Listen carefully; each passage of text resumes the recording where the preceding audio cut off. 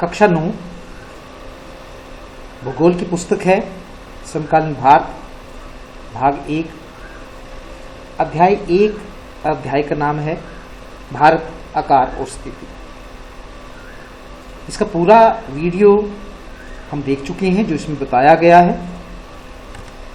आज इसी अध्याय के अभ्यास के प्रश्न करेंगे, लेकिन अभ्यास के प्रश्न आप तभी कर सकते हैं जब आपने अध्याय को ध्यान से सुन लिया हो या देख लिया हो। तो चलिए शुरू करते हैं। पहला प्रश्न है, कर्क रेखा भारत के किस राज्य से होकर नहीं गुजरती है? 4 ऑप्शन आपके पास दिए हैं, राजस्थान, उड़ीसा, छत्तीसगढ़, त्रिपुरा। किस राज्य से होकर नहीं गुजरती है? तो ये देखने हमने हैं इनमें से कौन सा आएगा। राजस्थान, उड़ीसा, छत्तीसगढ़ और त्रिपुरा। चित्र आपके सामने है, भारत का मानचित्र। तो अगर आप इसमें देख रहे हैं, कर्क रेखा गुजरात से होकर गुजरती है, मध्य प्रदेश, छत्तीसगढ़, झारखंड, पश्चिम बंगाल, त्रिपुरा और मिजोरम। उड़ीसा से होकर कर्क रेखा नहीं गुजरती है, तो इसका सही जवाब है उड़ीसा। अगला प्रश्न है, भारत का सबसे पूर्वी देशांतर कौन सा है? 4 ऑप्शन इसमें दिए गए हैं, 97 डिग्री 25 पॉइंट पूर्व, 77 डिग्री 6 पॉइंट पूर्व, 68 डिग्री 7 पॉइंट पूर्व और 82 डिग्री 32 पॉइंट पूर्व। सबसे पूर्वी देशांतर पूछा हुआ है, तो सबसे पूर्वी देशांतर ये यहाँ से स्टार्ट होता है, 68 डिग्री 7 पॉइंट से शुरू होता है। पूर्व की तरफ अगर हम बढ़ें तो वो है 97 डिग्री 25 पॉइंट। तो सबसे पूर्वी देशांतर जो हमारा हुआ वो है 97 डिग्री 25 पॉइंट पूर्व।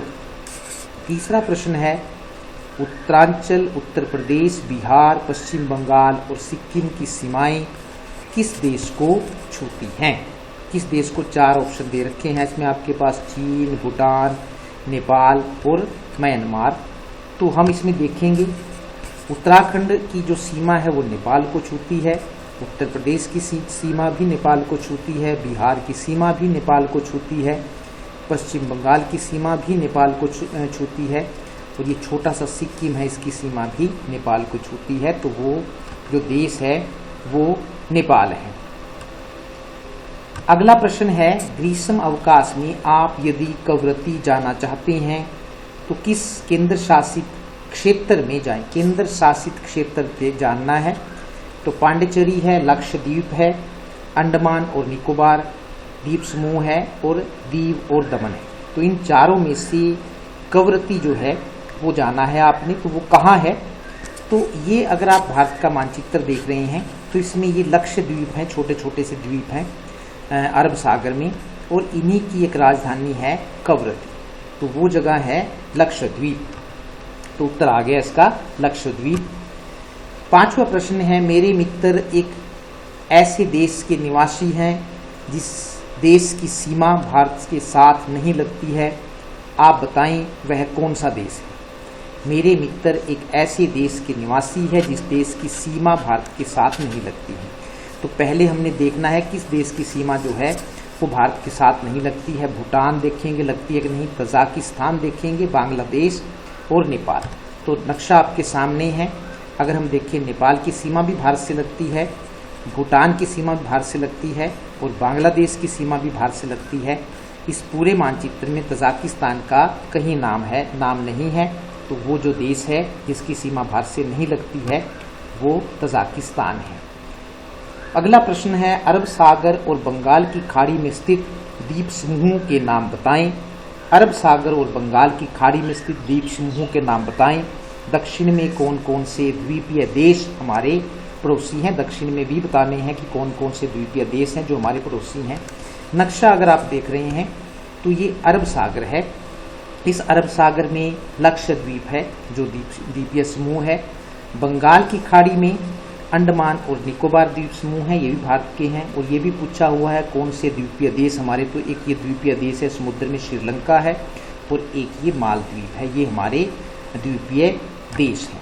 तो अरब सागर में लक्षद्वीप समूह और बंगाल की खाड़ी में अंडमान निकोबार द्वीप समूह स्थित हैं। दक्षिण में श्रीलंका तथा मालदीव हमारे पड़ोसी द्वीपीय देश हैं। प्रश्न है नेक्स्ट, उन देशों के नाम बताएं जो क्षेत्रफल में भारत से बड़े हैं। वो हमने आपको बताए थे कि कौन कौन से देश क्षेत्रफल में बड़े हैं। तो पहले सबसे ऊपर आता है रूस, फिर कनाडा, अमेरिका, चीन, ब्राज़ील, ऑस्ट्रेलिया और 7वें नंबर पर क्षेत्रफल के हिसाब से देखें तो हमारे भारत का नंबर आता है। सबसे क्षेत्रफल के हिसाब से सबसे बड़ा देश रूस है। हमारे उत्तर पश्चिम, उत्तर और उत्तर पूर्वी पड़ोसी देशों के नाम बताओ। हमारे उत्तर पश्चिम, उत्तर और उत्तर पूर्वी पड़ोसी देशों के नाम बताओ। तो उत्तर पश्चिम में अगर आप देखें तो उत्तर पश्चिम में पाकिस्तान हमारा पड़ोसी देश है, और अगर ये उत्तर है भारत का, अगर उत्तर में देखें तो नेपाल, और यहाँ पर ये सारा का सारा चीन हमारे पड़ोसी देश हैं। और अगर उत्तर पूर्व देखेंगे तो भूटान जो है वो हमारा पड़ोसी देश है। तो उत्तर पश्चिम में पाकिस्तान, उत्तर में चीन, नेपाल और उत्तर पूर्व में भूटान हमारे पड़ोसी देश हैं। अगला प्रश्न है, भारत के किन किन राज्यों से होकर कर्क रेखा गुजरती है। ये हमने आपको पिछले वीडियो में बताया है। वो राज्य हैं गुजरात, फिर राजस्थान का थोड़ा सा हिस्सा, मध्य प्रदेश, छत्तीसगढ़, झारखंड, पश्चिम बंगाल, त्रिपुरा और मिजोरम। तो इस प्रकार से 8 राज्य हैं जिन राज्यों से होकर कर्क रेखा गुजरती है। अच्छी प्रकार से आपने इनको याद कर लेना है। अरुणाचल प्रदेश में सूर्योदय गुजरात से 2 घंटे पहले क्यों होता है, जबकि दोनों राज्यों में घड़ी एक ही समय दर्शाती है। समय के हिसाब से देखें तो दोनों राज्यों में एक ही समय, लेकिन वहाँ पर 2 घंटे पहले निकलता है अरुणाचल प्रदेश में। अरुणाचल प्रदेश भारत के पूर्व में स्थित है और गुजरात भारत के पश्चिम में स्थित है। भारत 68 डिग्री 7 पॉइंट पूर्व से 97 डिग्री 25 पॉइंट पूर्व देशांतर तक फैला है। इस प्रकार भारत का देशांतरीय विस्तार लगभग 30 डिग्री है, अर्थात भारत में से 30 देशांतर रेखाएं हैं। भारत में अगर हम देखें, एक देशांतर को सूर्य के सामने से गुजरने में लगभग 4 मिनट का समय लगता है। तो 30 देशांतर हैं भारत के बीच में से। तो 30 देशांतर को सूर्य के सामने से गुजरने में 120 मिनट अर्थात 2 घंटे का समय लगता है। अरुणाचल प्रदेश पूर्व में स्थित है, इसलिए वहाँ गुजरात की अपेक्षा सूर्य 2 घंटे पहले निकलता है। एक और प्रश्न है, हिंद महासागर में भारत की केंद्रीय स्थिति। पिछले प्रश्न उसमें वीडियो में हमने बताया था कि हिंद महासागर में भारत अकेला एक ऐसा देश है। तो हिंद महासागर में भारत की केंद्रीय स्थिति से इसे किस प्रकार लाभ प्राप्त हुआ है। हिंद महासागर में किसी भी देश की तटीय सीमा भारत जैसी नहीं है। नीचे जिस तरह से भारत निकला हुआ है, किसी देश की ऐसी नहीं है। इसलिए हिंद महासागर में भारत की केंद्रीय स्थिति, मतलब हम हिंद महासागर के केंद्र में स्थित हैं। इस स्थिति के कारण भारत से जल मार्गों द्वारा पूर्वी अफ्रीका, पश्चिमी एशिया तथा पूर्वी एशिया के देशों तक पहुंचा जा सकता था। इसी कारण भारत के प्राचीन काल से ही इन देशों के साथ व्यापारिक और सांस्कृतिक संबंध रहे हैं। इस प्रकार हमें उन देशों का लाभ मिला है। अगला प्रश्न है, भारतीय उपमहाद्वीप किन देशों से मिलकर बना है। भारतीय महाद्वीप किन देशों से मिलकर बना है, ये आप देख रहे हैं पूरा का पूरा। इसको हम भारतीय उपमहाद्वीप कहते हैं। महाद्वीप को तो एशिया है, एशिया में ये एक अलग से दिखाई देता है क्योंकि इसकी अलग पहचान है। पूरे मैप में आप इसको अलग से पहचान सकते हैं। तो किन किन देशों से मिलकर बना है, भारत से मिलकर बना है। इसलिए इसको भारत महाद्वीप इसलिए कहते हैं क्योंकि भारत सबसे बड़ा देश है, इसलिए भारत के नाम से इसको भारतीय उपमहाद्वीप कहते हैं। तो ये अगर हम देखें, भारत, पाकिस्तान, नेपाल, भूटान, बांग्लादेश, श्रीलंका और ये छोटे छोटे से द्वीप हैं मालदीव, इन देशों से मिलकर जो है वो भारतीय उपमहाद्वीप बना है। तो उत्तर में भी लिख रखा है भारत, पाकिस्तान, नेपाल, भूटान, श्रीलंका, बांग्लादेश और मालदीव देशों से मिलकर भारतीय उपमहाद्वीप का निर्माण हुआ है। अरब सागर और बंगाल की खाड़ी में स्थित, सिर्फ 2 में पूछे हैं, अरब सागर में और बंगाल की खाड़ी में स्थित द्वीप समूह के नाम बताओ।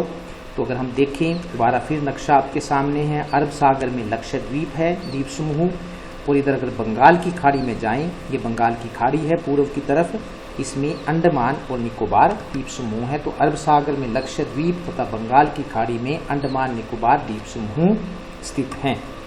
अगला प्रश्न है, भारतीय भूभाग का दक्षिण शीर्ष बिंदु क्या है? बिल्कुल अंत में जो है वो क्या है पूछा हुआ है।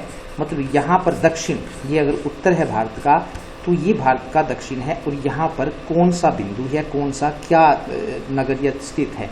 तो वो जो बिल्कुल दक्षिण तो जो है भूभाग का दक्षिण शीर्ष बिंदु क्या है, तो ये लास्ट में अगर आप देख रहे हैं तो वो जो शीर्ष बिंदु है वो कन्याकुमारी है।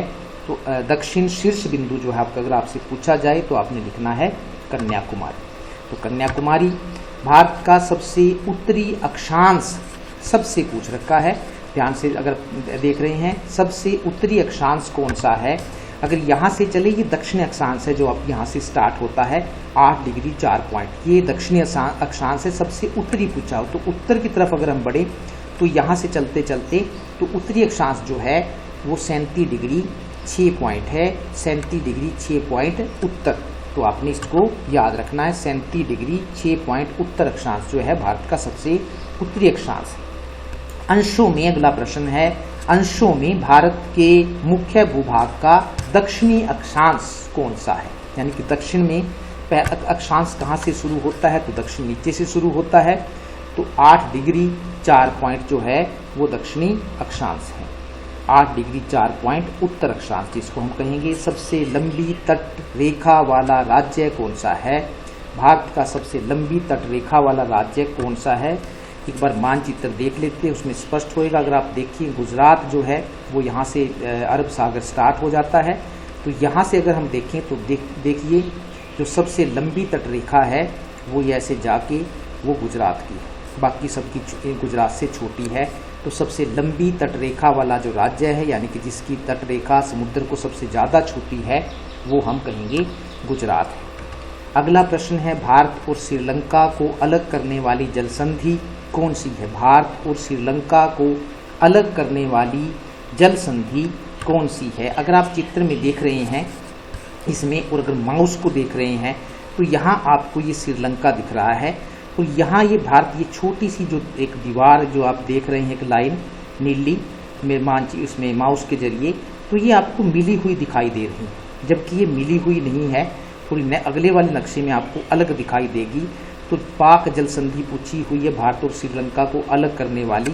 दोबारा फिर अगर आप देखें, भारत और श्रीलंका को अलग करने वाली जल संधि कौन सी? यहाँ पर आपको ये, अगर इसमें देख रहे हैं आप, तो आपको ये मिली हुई दिखाई देती है, लेकिन ये वास्तव में मिली हुई नहीं है। अगले वाले मानचित्र में देखो तो यहाँ पर जब हम इसको ध्यान से देखते हैं तो ये टूटी हुई है यहाँ से, तो ये दोनों को अलग करती है। जबकि पहले वाले मानचित्र में अगर आप देखें तो ये मिली हुई दिखाई देती है, तो मिली हुई नहीं है, यहाँ से दोनों को अलग करती है। और जहाँ से वो दोनों को अलग करती है उसका नाम जो है पाक जल संधि हमने उसका रखा हुआ है। तो आपने याद रखना, भारत और श्रीलंका को अलग करने वाली जो जल संधि है वो पाक जल संधि है। तो पाक जल संधि आ गया है। भारत के केंद्र शासित क्षेत्र कौन कौन सी हैं? अगला प्रश्न है, ये भी हम आपको बता चुके हैं। केंद्र शासित प्रदेश वे प्रदेश होते हैं जहाँ पर केंद्र सरकार का शासन होता है। वर्तमान समय में 9 है। 9 कौन कौन से हैं? जम्मू अलग बन गया है अब, और लद्दाख अलग बन गया है। उसके बाद चंडीगढ़ है, हरियाणा और पंजाब की राजधानी है। देश की राजधानी दिल्ली भी केंद्र शासित प्रदेश है। दमन और द्वीप है, ये आप देख रहे हैं। और दादर और नगर हवेली है, ये दोनों छोटे छोटे हैं यहाँ पर, दमन और द्वीप, दादर और नगर हवेली। उसके बाद पुडुचेरी है, ये तमिलनाडु में, ये भी केंद्र शासित प्रदेश है। और लक्षद्वीप जो समुद्र में आप देख रहे हैं ये भी केंद्र शासित प्रदेश है। अंडमान निकोबार द्वीप समूह भी केंद्र शासित प्रदेश हैं। तो इस प्रकार वर्तमान समय में भारत में 9 केंद्र शासित प्रदेश हैं। नमस्कार, समाप्त होता है ये यहाँ पर। धन्यवाद।